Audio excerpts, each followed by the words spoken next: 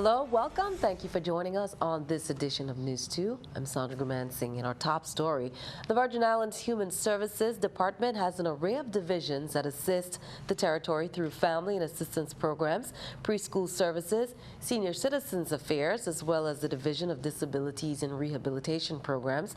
Within the last 2 years, the department has had 3 different commissioners. A number of concerns from both testifiers and Health, Hospital, and Human Services Committee members were they voiced on topics that included the MAP, the Herbert Grigg Home for the Aged, staffing needs and raises, the Seaview Nursing Home, and federal grants. Here's more. Significantly, the staff at Herbert Grigg has not received a raise in salary, like other government employees, I might add. But I am here today to advocate for Herbert Grigg staff. If Herbert Grigg is going to attain CMS certification, and that has been my goal and everybody's goal, but a goal cannot function if you don't provide the resources necessary to attain that goal. And we keep hearing the same song, and the lyrics here is we need additional staffing, we don't have enough people, we gave you $500,000, and the money is just there sitting. And nobody seems to know that we extended it to be available until expended. And that was done at the request of former Commissioner Flood. And approximately, what's the budget of your facility, the budget that you? Our operating budget is $280,000 and other services $480,000. In this very administration, you are the 3rd commissioner? Yes, Senator. A part of the problem have been the constant changes that have been made on a regular basis, no stability. And with no stability, a lot of times things get out of control. In other Senate news, as we mentioned, Senator Marvin Blyden, who's the chairman of the Committee on Housing, Public Works, Waste Management, and Planning, proposed Bill number 32-0066, which is an act making an appropriation from the Anti-Litter and Beautification Fund to the Virgin Islands Waste Management Authority for the purchase of surveillance cameras to be installed at selected bin sites. That was favorably approved in the Committee on Finance on Wednesday, and now the bill heads to the Rules and Judiciary Committee for further consideration. $500,000 is the amount Senator Blyden seeks to secure for the cameras to help Waste Management solve the illegal dumping of tires, appliances, and excessive garbage left on the roadside bin site spillage that the territory grappled with for some time. Senator Blyden was able to locate funds to assist with this waste management problem that negatively contributes to the population of mosquitoes and health. Virgin Islands Relay Service, which is a phone solution for people who are deaf, visually impaired, and hard of hearing, or have a speech disability. They're sponsoring 2 workshop events. On Tuesday on St. Thomas, it's going to be held at the Roy Schneider Hospital's Breeze Cafe from 5:30 to 7:30 p.m. On Wednesday on St. Croix at the Palms at Pelican Cove from 4 p.m. to 6 p.m. Attendees can meet members of the Virgin Islands Relay team and learn more about different relay services. Speaking to News 2 using interpreter $5.99 from Sorensen Relay Services is Stephanie Brown. Here's more. Any people who are having a hearing loss, who are either hard of hearing or deaf or losing their hearing in any capacity, they are welcome to come attend. I see a number of people who are losing their hearing out in the community. There are people who I think can really benefit from the information. Well, there's several different devices that can be used, and basically what we're going to be explaining is how they work. It's through a telephone. There's also relay devices that you can use access through a TTY teletype device, and there's also a video relay service. And there's different relay programs, and essentially what we'll be discussing is how to use each. VIA continues work along certain roadways in St. Thomas as the hybrid fiber coaxial upgrade moves towards completion. Work crews will still be dismantling the legacy Cokes copper cables and poles. Over the next couple of weeks, VIA will have technical crews working along the roadways from Bolongo to Nada. VIA is requesting that motorists and pedestrians observe the cautionary signs and flag staff on the road. The company apologizes for any inconvenience this necessary work may cause the community. Here's more. I am here to take down your old cable and telephone lines. We're subcontractors with VIA. This is phase one of a three-phase project. We plan on doing St. Thomas, St. John's, and St. Croix. We hope we don't inconvenience you guys too much. We're trying to be safe.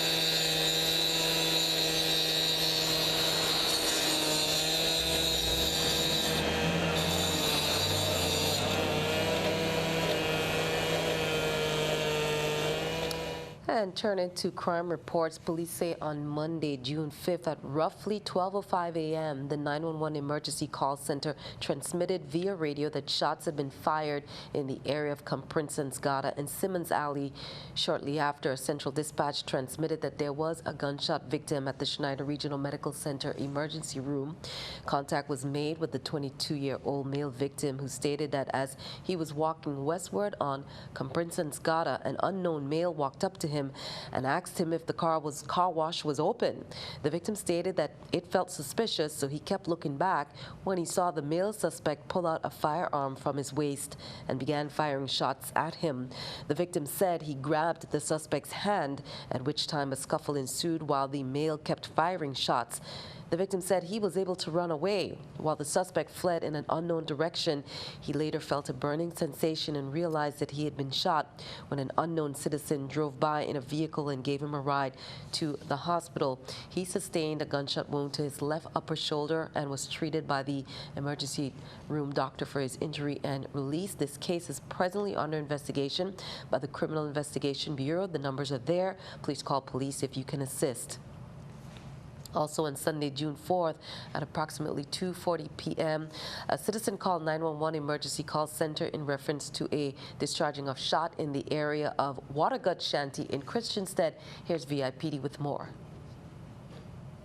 Upon arrival, officers discovered an unresponsive Hispanic male with what appeared to be a gunshot wound to the upper body. The individual was transported to the Wong F. Louis Hospital, where 23-year-old Dean Snyder succumbed to his injuries sustained from the gunshot wound. VIPD placed an all-points bulletin based on information gathered at the scene. A gray SUV heavily tinted fitting the description of the fleeing vehicle. Police stopped the vehicle, fitting the description, and ordered the vehicle operator and passengers out of the vehicle. The vehicle was searched and officers discovered items of evidentiary value, including weapons. Andre Auguste, 27-year-old from Frederickstad, was arrested and charged with unauthorized possession of firearm, unauthorized possession of ammunition. Kashawn Hughes, 20 years old, from Christiansted, was arrested and charged with unauthorized possession of a firearm, unauthorized possession of ammunition, and possession of a controlled substance with intent to distribute. Both men bail were set at $25,000 as per chart. Unable to post bail, they were remanded to the Golden Grove Detention Center pending advice of rights hearing. Police are also asking the community to assist in locating Mr. Clifford Leroy Clark, who was reported missing. They say Clark is an elderly black male that was last seen on May 26, 2017, wearing a green polo shirt, brown pants, black shoes, and a navy baseball cap. He is a resident of the Lucinda Milling Home and was diagnosed with Alzheimer's approximately 45 years ago. Clark is often seen walking in the area of Waterfront or sitting in the area of the Alexander Farrelly Justice Complex.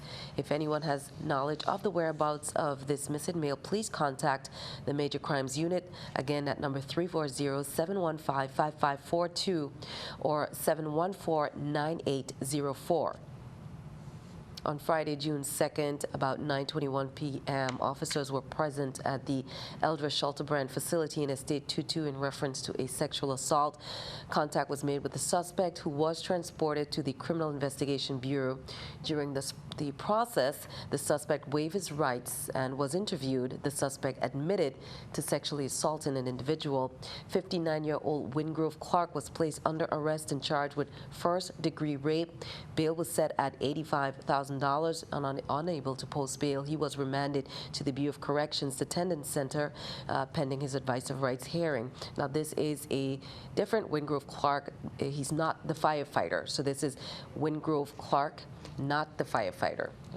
Just a little note there. Anyone having information about this crime, please contact the Virgin Islands Police Department at 340-774-2211, the Criminal Investigation Bureau at 714-9800. You can also call Crime Stoppers. Well, as officials try to walk the fine line between ramping up the security and keeping society fundamentally unchanged, Londoners are keeping calm and carrying on. Here's more. Meticulously looking for even the tiniest clues. Forensic workers comb through the scene of Saturday's terror attack. But just a few yards away, the city is getting back to its normal pace.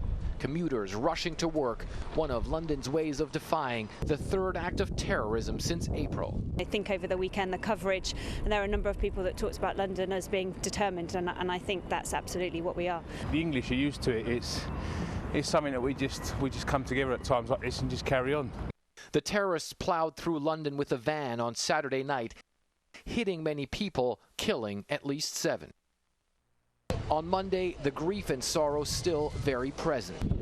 Many stopping and laying flowers at the edge of the crime scene, some overcome with emotion.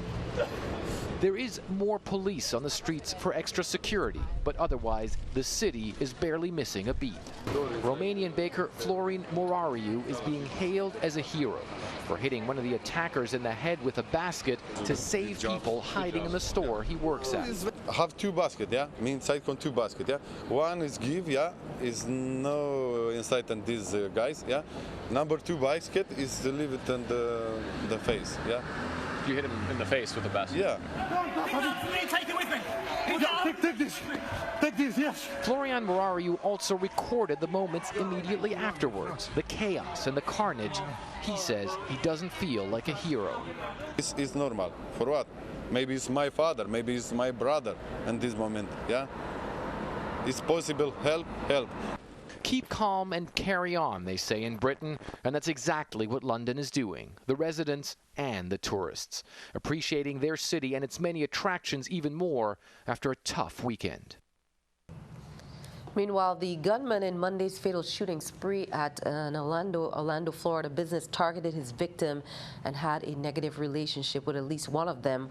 That's coming from the Orlando County Sheriff Jerry Dennings.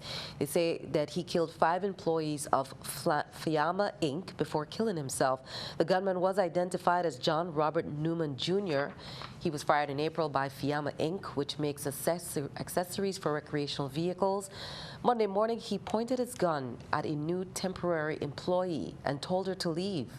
Dennings named the victims as Robert Snyder, 69, Brenda Montanez Crespo, 40, Kevin Clark, 53, Kevin Lawson, 46, and Jeffrey Roberts, 57.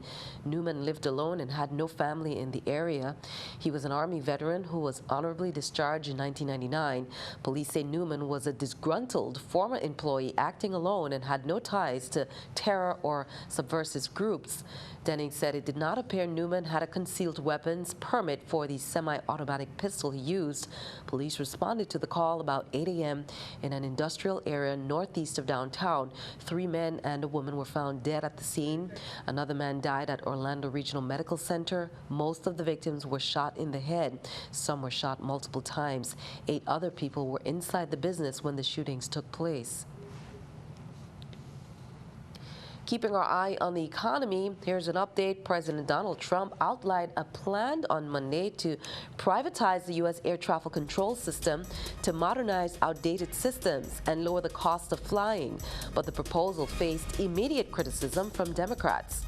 Trump's White House East Room announcement on air traffic control is part of a week-long push to publicize his plans to overhaul the country's aging infrastructure as the White House confronts a growing probe into alleged ties between his campaign and Russia.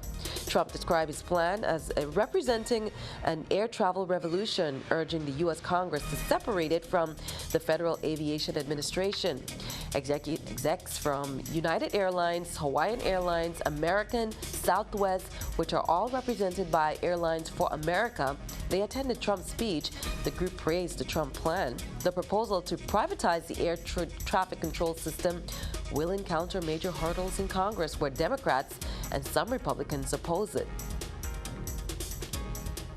keeping our eye on the economy. There's the numbers there. The Dow down 22, NASDAQ down 10, S&P 500 down 2.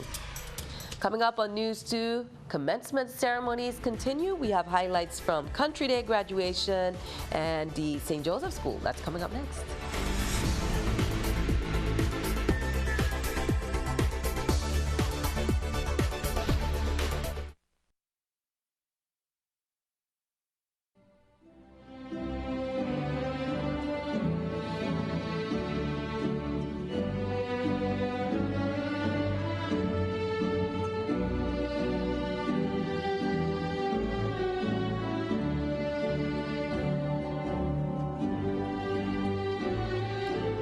Graduation ceremonies continue to the chairs of proud family and friends. The Good Hope Country Day School, they held their 4th commencement exercise at the Island Center for the Performing Arts. 21 strong. It is the first class to complete 4 years since Country Day and Good Hope schools combined in 2014, and features grads who will be attending the U.S. Naval Academy, the U.S. Coast Guard, and the Air Force Academy. Valedictorian Kira Griffith gave this message to her fellow graduates. Sacrifices so I could start here out. Did we prepare? Dance moves have not changed at all. Slide during Orange, White, and Blue Day, huh? No, but in all seriousness, our students have also lived through St. Croix's latest challenge.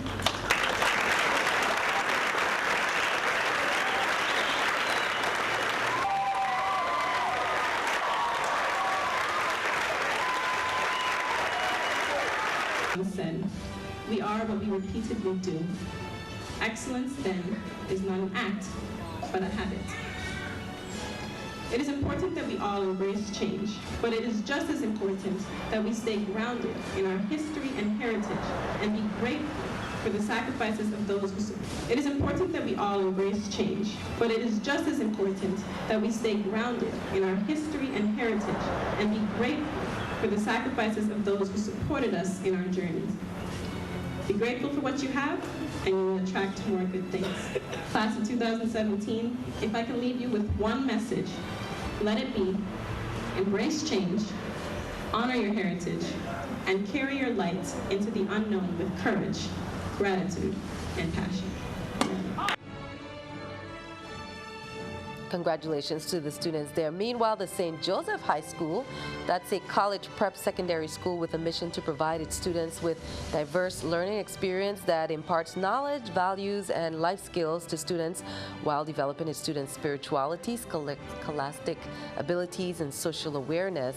The high school had 24 graduates for this year's class of 2017. The valedictorian, Jaquisha Som, had an above-average GPA of 4.156 and will be attending Florida State University. The salutatorian, Juan Carrington, is scheduled to attend Agnes Scott College in Atlanta and stated that she would like to major in women's studies. Out of the 24 graduates, 20 are set to attend college, 2 graduates will attend trade school, and 1 graduate will be entering the U.S. Army. Again, congrats to all our graduates. Well, services have been set for former Senate President Bingley G. Richardson Sr. Memorial tributes and reflections will take place on Thursday, June 8th from 10 a.m. to 12 at the Earl B. Otley Legislative Hall. Senate President Richardson will lie in state for public viewing on Friday, June 9th from 4 to 7 p.m. The funeral service will be on Saturday, June 10th at 10 a.m. at the Christ Church Methodist Church in Market Square. Meanwhile, Governor Kenneth Mapp has ordered that all Virgin Islands government buildings fly flags at half-staff in honor of this leader who died on May 27, 2017. Senator Richardson served on the 17th, 18th, and 20th legislatures. Flags are to remain at half-staff until sunset on June 10th, following services scheduled for that day for the late Senate President. Governor Mapp reiterated his message of condolence to the family and friends of Senator Richardson. He said he will live on in the annals of Virgin Islands history and in the memories of all those who lived. he touched, Governor Mapp said Bingley and I served together in the 20th legislature of the VI when he was Senate President. While we served on opposite sides of the aisle, the President served with distinction, respecting all members of the Senate. He was committed to protecting both our civil rights and economic interests, and he deeply loved the Virgin Islands and its people. He said, "My thoughts and prayers remain with his loved ones during this time of mourning. May his soul rest in peace." Well, an semblance of sexual assault cases has been steadily arising in the territory, and the more than ever prevention and education against violence seemingly is needed in the territory. With that in mind, the Women's Coalition held its annual Women's Race to bring awareness to violence across the board, as well as sexual assault. Recently, legislation was passed that may make it more difficult for the organization to act on community issues. Here's more from Stephanie Brown. Historical District was immersed with women of all ages and races coming together to participate in the 33rd Annual Women's Coalition of St. Croix's Women's Race. On Thursday, June 1st, legislation was passed reprogramming funds from capital projects, which included the Women's Coalition, to 1F Louis Hospital for emergency sewage repairs. The organization's executive director voiced her concerns on the measure. As a citizen of this community, I understand how important the hospital is. I might need the hospital. I can use it tomorrow, but I think it's unfair to take from Peter to pay Paul, especially when the Women's Coalition is the only agency on St. Croix that provides services to victims of domestic violence, sexual assault, and all crime victims. With a peak of sexual assault cases on women and children in the territory, the community may have to question whether enough awareness and education is being provided on the issue. I think it's definitely about people not being educated. I think it's about people not understanding that sexual assault, rape, is about power and control. People just don't walk down the street. I mean, some do, but it's very rare. Normally, people who are sexually assaulted, they know the people who assault them. On display at the race were T-shirts that are a part of a national program entitled Clothesline Project that honors women survivors and victims of domestic violence. We have projects from time to time where surviving loved ones or survivors will come in and they will create T-shirts that talk about their feelings, that express how much they miss the person, the pain they have gone through, and what they have triumphed over. The race is a major fundraiser for the coalition, and I myself took part in the event alongside all the supportive women participants. For News 2, I'm Stephanie Shalana Brown. The coalition provides programs and services to end all forms of violence, and if you would like to contribute so that a victim would have the ability to receive crucial advocacy at no cost, you can contact the organization. The phone number is 340-773-9272. Stick around. Your News 2 AccuWeather forecast is coming up next.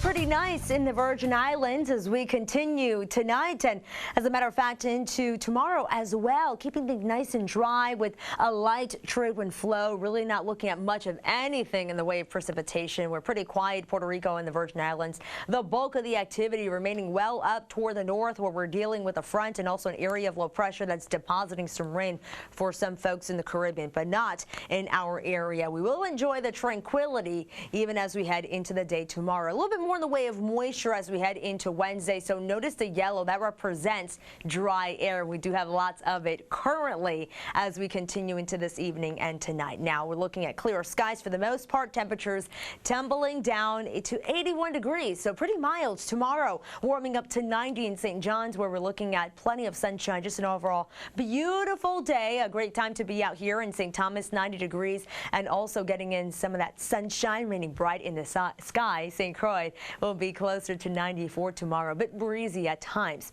For those heading out to the water on the Atlantic side, waves anywhere between 3 to 5 feet to getting in that easterly flow, 10 to 15 knots. And well, we can expect pretty much the same for those in the Caribbean side, waves 3 to 5 feet with winds coming out of the east, 10 to 15 knots here on the Caribbean side. Checking out your extended outlook as we head into Wednesday, we do have a little bit more in the way of moisture, and that could produce a couple of showers in some spots, not only Wednesday, but also Thursday and Friday as well. Temperatures pretty much holding up into anywhere from the upper 80s into the low 90s and dropping into the lower 80s later at night. 79 your overnight low as we head into Saturday night with a chance for a couple of showers in some areas. Sandy, back to you.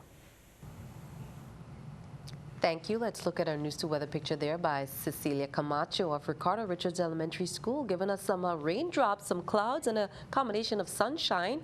Makes for great fishing weather there. Cecilia, thank you for that. Send us your News 2 weather picture to the address on the screen and then tune in to see it right here on News 2. That is all for now. We'd like to thank you for joining us for all the latest.